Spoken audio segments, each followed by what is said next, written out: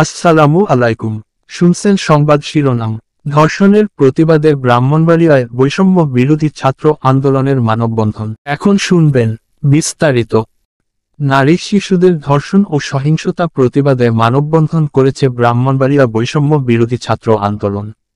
বুধবার দুপুরে ব্রাহ্মণবাড়িয়া প্রেস ক্লাবের সামনে এই মানববন্ধনের আয়োজন করা হয়। এতে জাতীয় ছাত্র সমাজের নেতাকর্মীরা একাত্মতা প্রকাশ করে বক্তব্য রাখেন।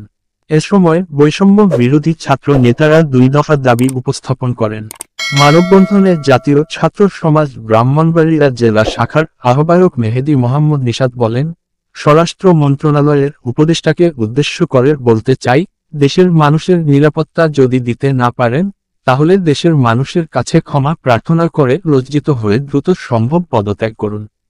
আপনারা ক্ষমতায় থেকে যদি নিরাপত্তা দিতে না পারেন তাহলে পদত্যাগ করে ছাত্র জনতার হাতে দেশ তুলে দিন।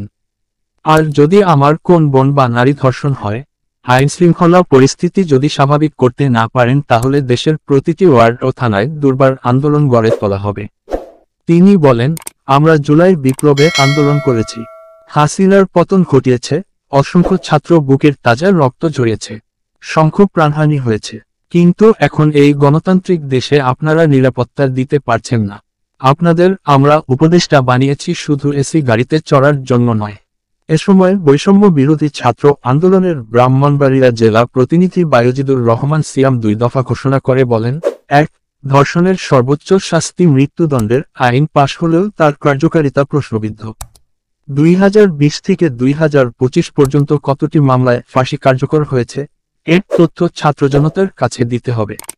2য় দফা হচ্ছে, চীনা আইনের আদলে শিশু ধর্ষণের ক্ষেত্রে দ্রুততম সময়ে মৃত্যুদণ্ড আইন পাশ করতে হবে। এছাড়াও অন্যান্যের মধ্যে বক্তব্য রাখেন বৈষম্য বিরোধী ছাত্র আন্দোলনের জেলা প্রতিনিধি মেহেরুন্নেসা মুনিয়া, ছাত্র প্রতিনিধি মাইনুল হাসান জুবায়ের, আমানুল হক নিশাত, সিয়াম আফ্রিদি, সরকারি কলেজ প্রতিনিধি তৌসিফ আহমেদ, জায়েদ জিবরিল, নাসিরনগর প্রতিনিধি বিএম সাইফুল ইসলাম, আশুগঞ্জ প্রতিনিধি জাবের এবং অন্নদা সরকারি উচ্চ বিদ্যালয়, গভর্নমেন্ট মডেল হাই স্কুল, সাবের সুবহান বালিকা উচ্চ বিদ্যালয়, আনন্দময়ী বালিকা উচ্চ বিদ্যালয়ের প্রতিনিধিরা বক্তব্য রাখেন।